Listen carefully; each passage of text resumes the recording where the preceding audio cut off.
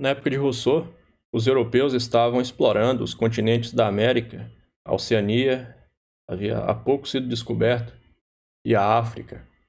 E os aventureiros publicavam livros de grande sucesso na Europa sobre essas regiões e os povos que as habitavam. Histórias de marinheiros, que proverbialmente não são muito confiáveis, né? E os europeus que não conheciam aqueles povos os idealizavam. Hoje, a idealização do indígena. O índio, ele vive de modo natural, porém, ele é bom, ele é justo, ele é nobre. Aqueles que conheciam de perto os indígenas tinham uma visão diferente disso. Sabiam que os indígenas eram seres humanos como todos os outros e, portanto, facilmente propensos ao mal, como os europeus também. Um dos fatores que facilitou a conquista dos povos americanos pelos europeus eram os conflitos internos entre aqueles povos da América. Era muito comum que, com a chegada ali dos estrangeiros, uma tribo se aliasse a eles para mais facilmente derrotar a tribo inimiga.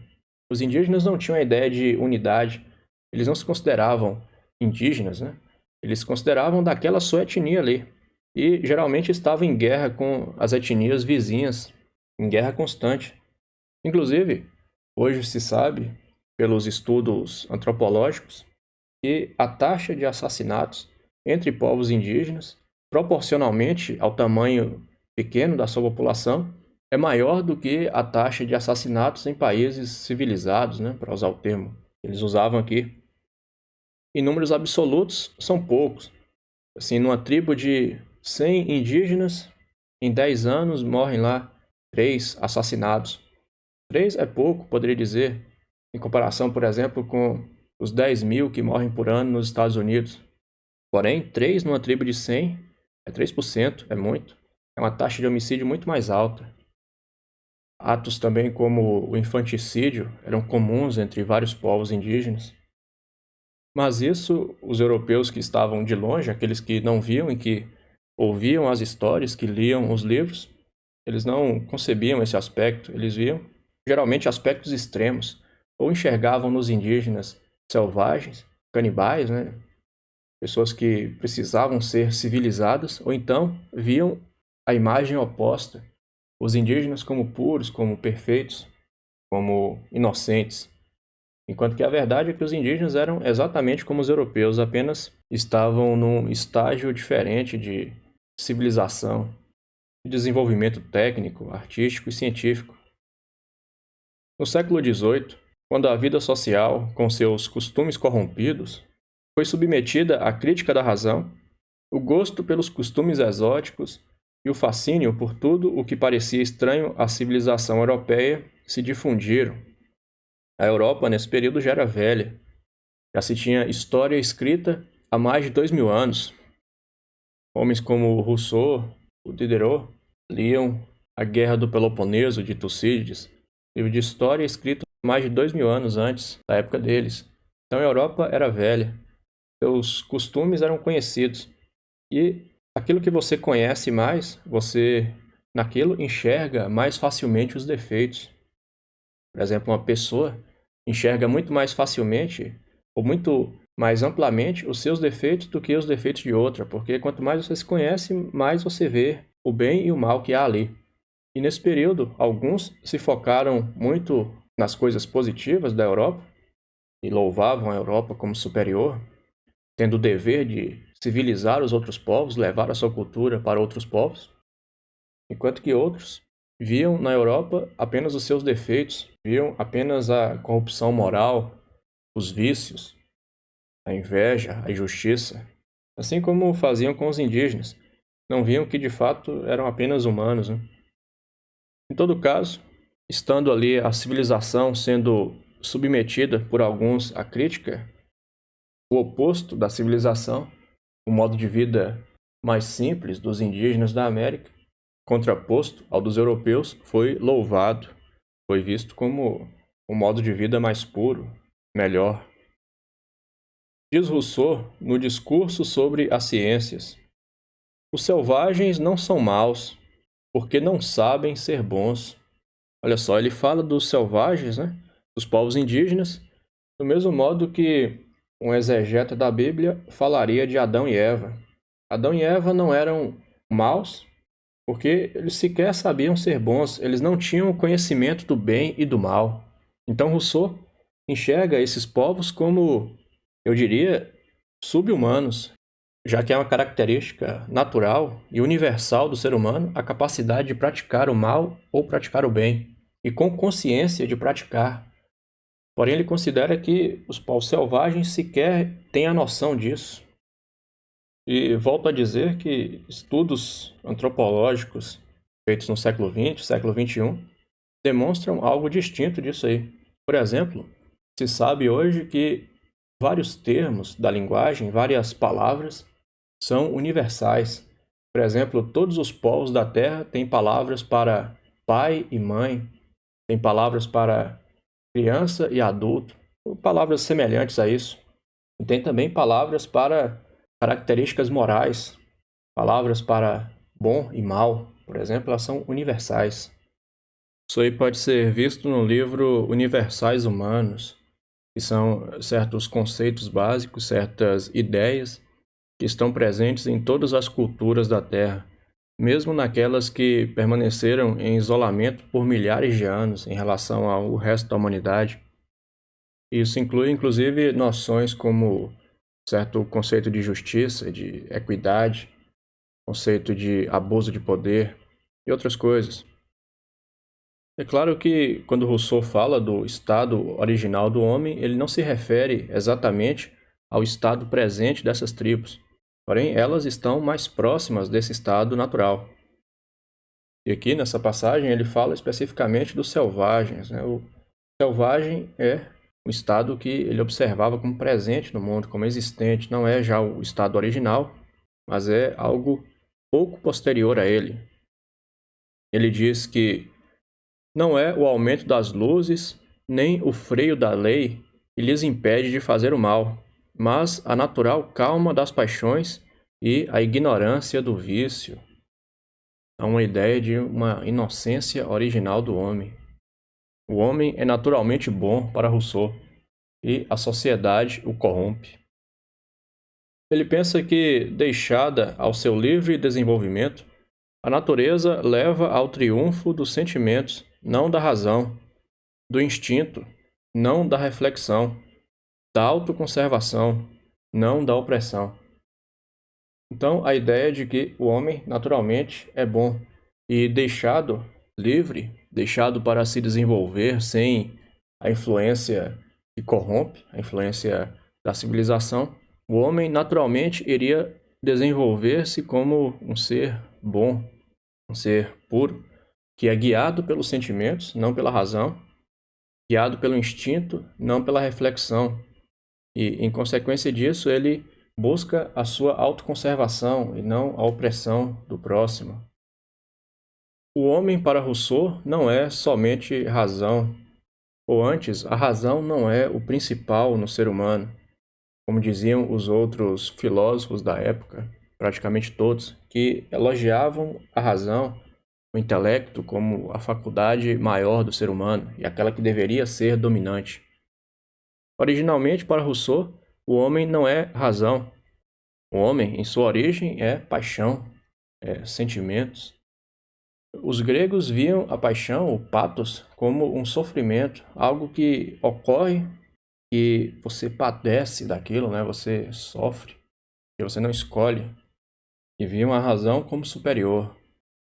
Rousseau inverte isso. Ele diz que o sentimento é um guia melhor do que a razão. As paixões são melhores do que a reflexão para guiar o homem.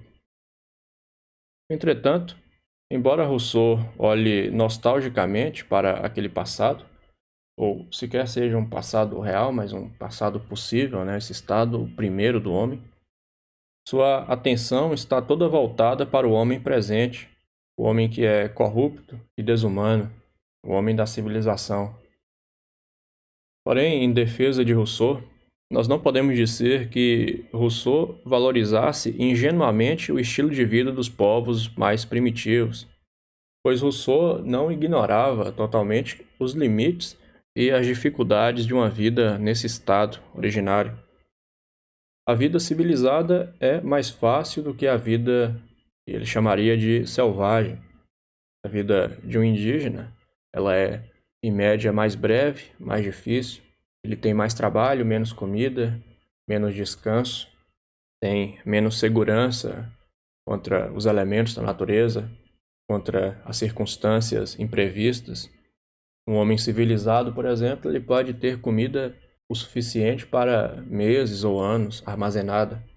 Um indígena, se ele não consegue obter por muitos dias a caça, ele passa fome. Se a sua pequena plantação ali sofre um revés, ele pode morrer de fome. As doenças para ele são piores, ele não tem a técnica da medicina avançada para ajudá-lo. Então Rousseau não ignorava esses fatos, porém continua dizendo que, pelo menos no sentido moral, o homem original e o homem que está mais próximo do estado original é melhor do que o homem civilizado. No discurso sobre a desigualdade, ele diz: vagando pela floresta, sem indústria, sem palavra, sem domicílio, sem guerra e sem associação, sem qualquer necessidade dos seus semelhantes, como também sem nenhum desejo de incomodá-los. Assim ele imagina o estado original do homem. Homem solto na floresta, sem indústria, ou seja, sem técnica, ele não cria nada, não tem ferramentas, não tem palavra, já que ele não vive com outros, ele vive em meio aos outros, mas não com eles. Não há sociedade, não tem domicílio, não realiza a guerra com os outros, já que também não se associa a ninguém. A guerra pressupõe dois grupos.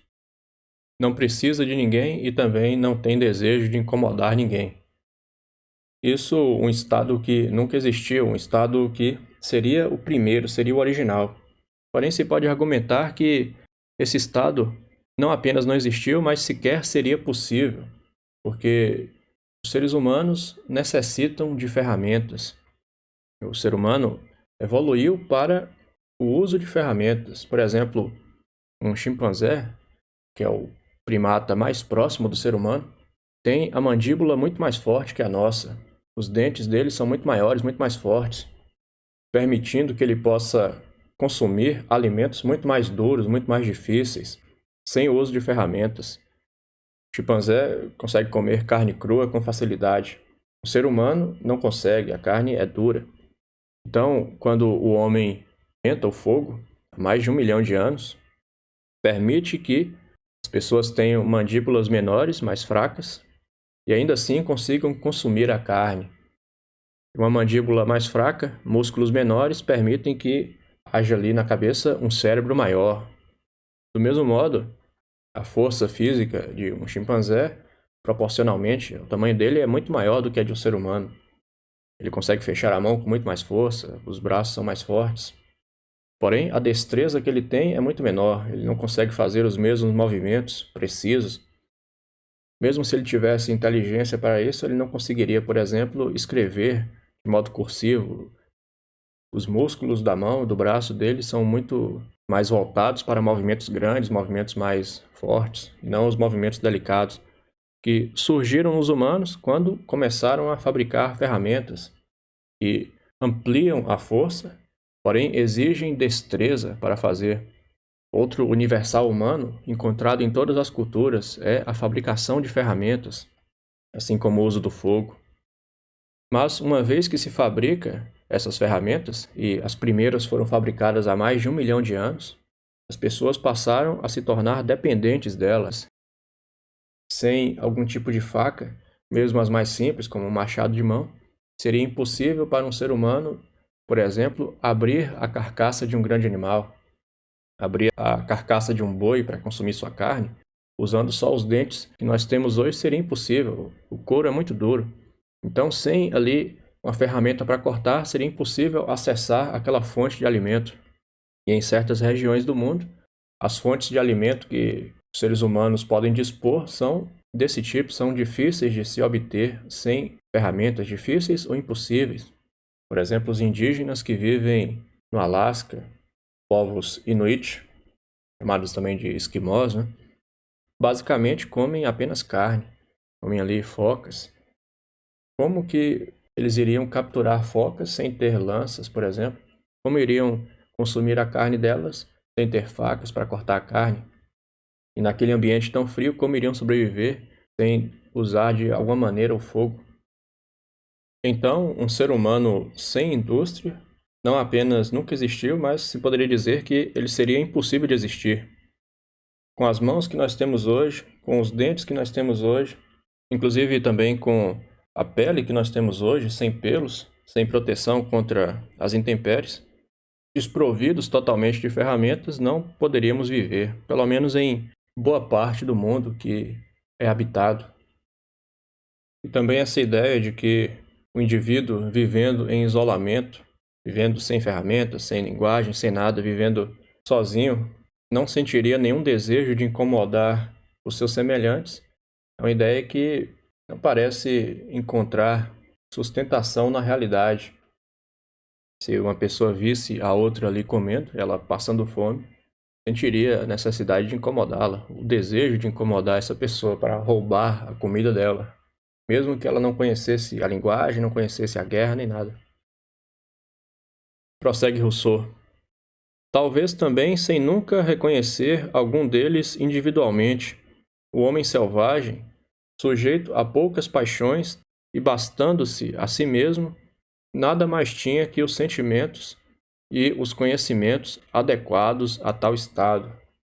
Então Rousseau concebe o ser humano como, ao menos potencialmente, capaz de viver em isolamento total, viver por si, sozinho, como um tigre, por exemplo, que é um animal que vive sem associar-se a outros da sua espécie. Isso aqui pressupõe que o homem é capaz de sobreviver sem ferramentas, sem o auxílio de uma tribo, sem técnicas, sem o uso do fogo. Algo difícil de sustentar. Se por acaso fazia alguma descoberta nesse estado original, diz Rousseau, nem podia transmiti-la, visto que sequer conhecia os seus filhos. A arte perecia com o seu inventor. Não havia educação nem progresso. Então, nesse estado primeiro do homem, nesse estado original, que talvez nunca tenha existido de fato, seria impossível o progresso, porque não havia a linguagem, não havia a sociedade.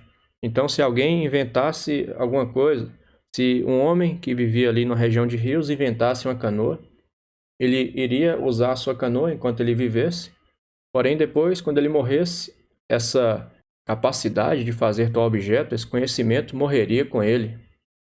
Então, se surgisse outro que tivesse a ideia de fazer uma canoa, faria de novo como o primeiro havia feito. Certamente a canoa seria muito ruim, né? Já que a primeira forma de uma invenção é sempre inferior e ela vai sendo aprimorada com o tempo. As primeiras lanças certamente foram muito piores do que as lanças que os indígenas usavam ali quando chegaram lá os europeus, né, na América. As primeiras canoas certamente foram muito piores. A arte é desenvolvida pelas sucessivas gerações. Você constrói em cima daquilo que já existia antes, você aperfeiçoa. Ter que inventar tudo do zero significa ausência total de progresso. Ele continua falando desse estado original, dizendo: as gerações se multiplicavam em vão, e partindo cada uma do mesmo ponto, os séculos sempre transcorriam em toda a rudeza das primeiras eras. A espécie já estava velha, mas o homem ainda era criança. Sem a sociedade, portanto, sem a cultura, sem a preservação das memórias, sem a acumulação do conhecimento, é como se o tempo não passasse. O humano, numa situação como essa aqui, viveria de um modo muito próximo de outros animais. Alguém que vê um leão hoje na África e que visse um leão 20.000 anos atrás, veria neles o mesmo comportamento. Leões não mudam pela aquisição de cultura, eles podem mudar após muito tempo devido a alterações biológicas, né? Eles evoluem. Agora, o ser humano tal como ele aprende, ele se modifica. Mas num estado como esse descrito por Rousseau, sem linguagem, sem sociedade, o tempo passaria como se não houvesse passado, já que não haveria mudança, não haveria progresso, e a espécie, mesmo velha, seria ainda como criança. No estado de natureza, concebido por Rousseau, a vida seria difícil e não haveria o progresso, pois não haveria troca de informações. A linguagem permite a troca de informações. Você não precisa aprender tudo do zero, você pode aprender dos outros. Você não precisa aprender a fazer uma lança do zero, você pode ouvir como o outro fez e talvez até contribuir e aprimorar a técnica dele. Porém, num estado em que não houvesse linguagem, isso aí seria impossível. Então, esse mito do bom selvagem, essa ideia de que o homem, no seu estado original, no seu estado primeiro, é bom, e que, com o tempo, a sociedade que ele mesmo cria vai corrompendo, é um parâmetro com base no qual Rousseau condena a estrutura social que mortificou as paixões do homem e a espontaneidade dos seus sentimentos mais profundos. Rousseau via que a sociedade é uma influência negativa sobre o homem, pelo menos a sociedade tal como ela era, tal como ela se desenvolveu e como ele via ali na Europa. Ele enxergava o homem como mortificado em suas paixões, sem a espontaneidade, o homem usando máscaras o tempo inteiro, falso, mentindo, comportando-se de modo não natural, confrontando o homem como ele era, com o homem como ele é, ou o homem feito pelo homem, com o homem obra da natureza. Rousseau pretendia estimular os homens a uma mudança salutar.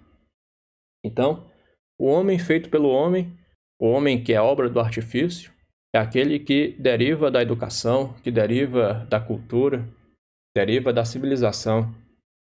Mas o homem, obra da natureza, seria o homem original, semelhante a um urso como esse aqui, que depende dos seus instintos, o urso selvagem ali.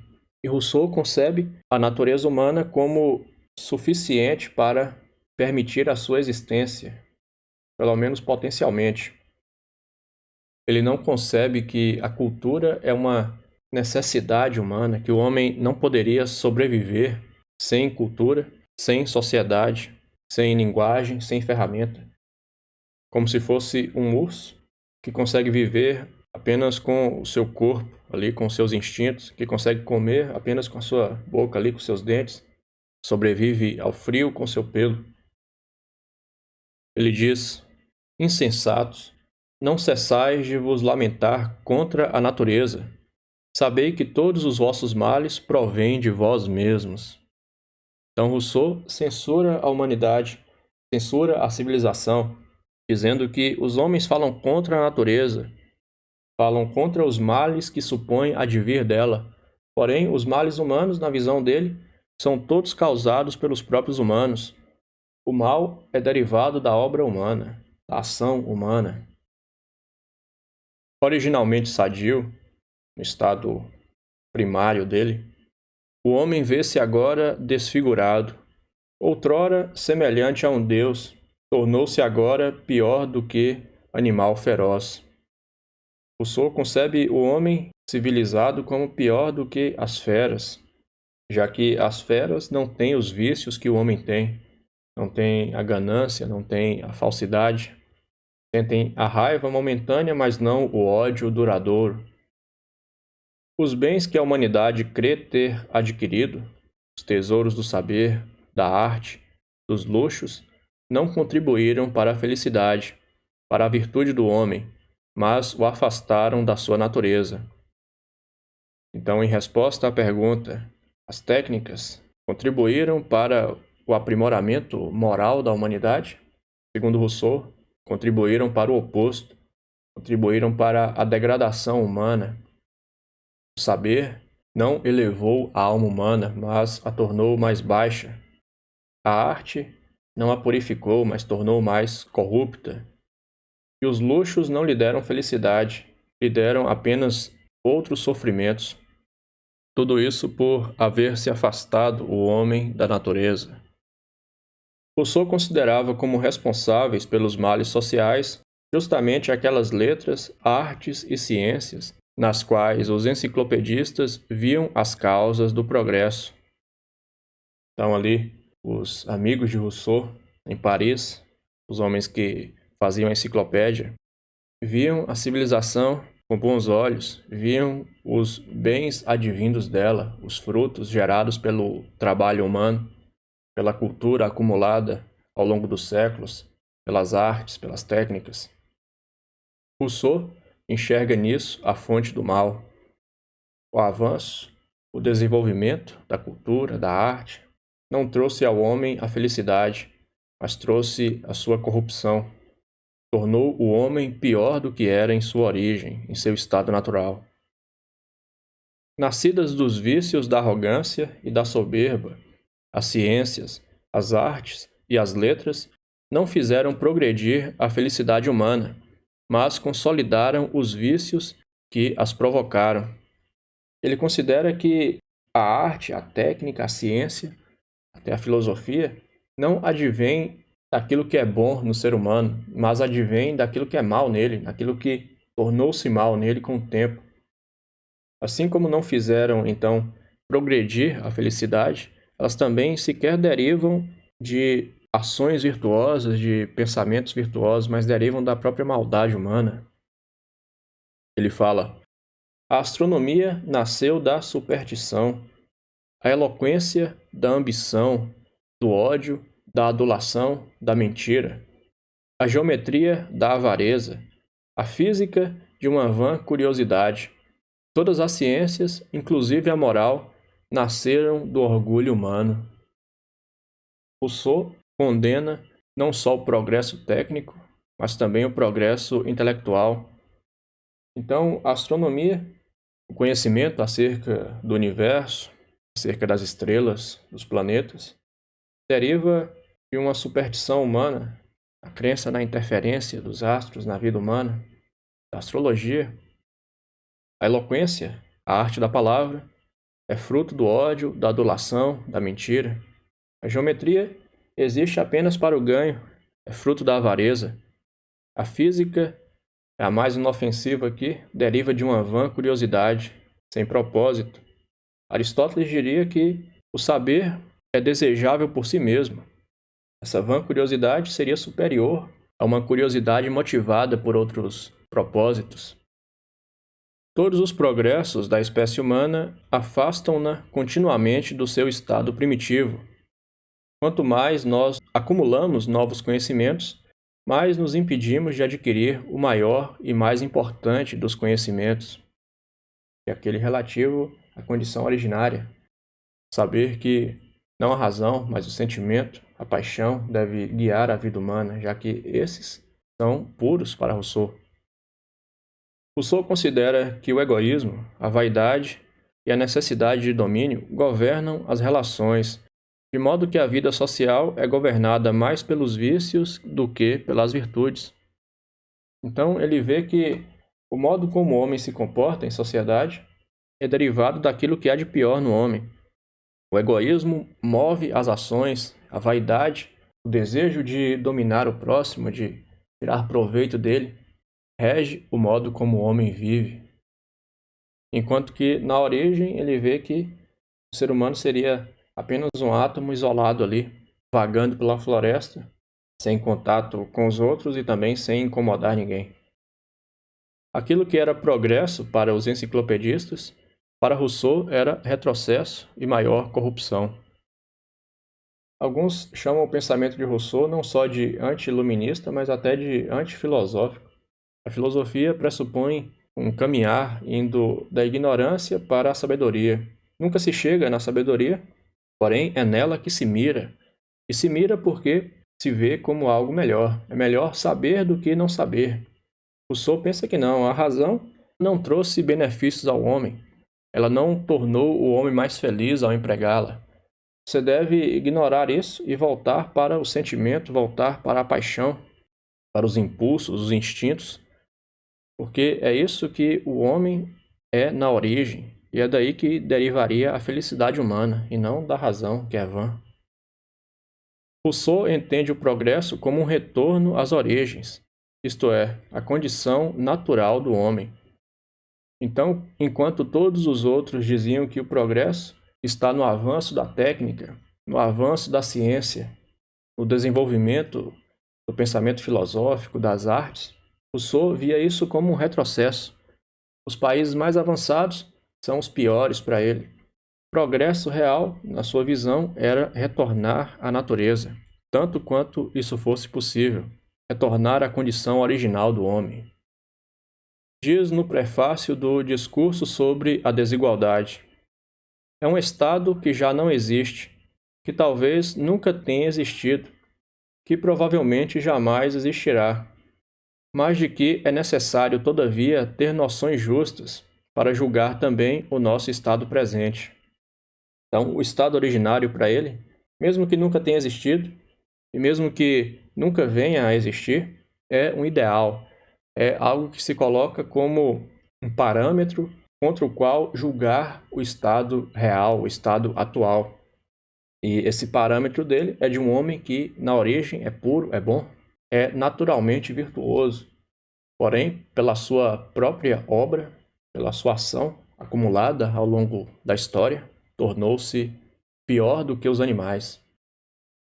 O estado de natureza, ou a natureza humana primitiva, é, portanto, um ideal e objetivo que visa tirar o homem da sua condição presente e reconduzi-lo à ordem e à justiça que lhe devem ser próprios. Então, esse estado original do homem seria como uma utopia política, por exemplo, como a utopia platônica. Não é algo que existiu, não é algo que talvez sequer possa vir a existir, mas é aquilo em comparação ao qual nós iremos nos medir.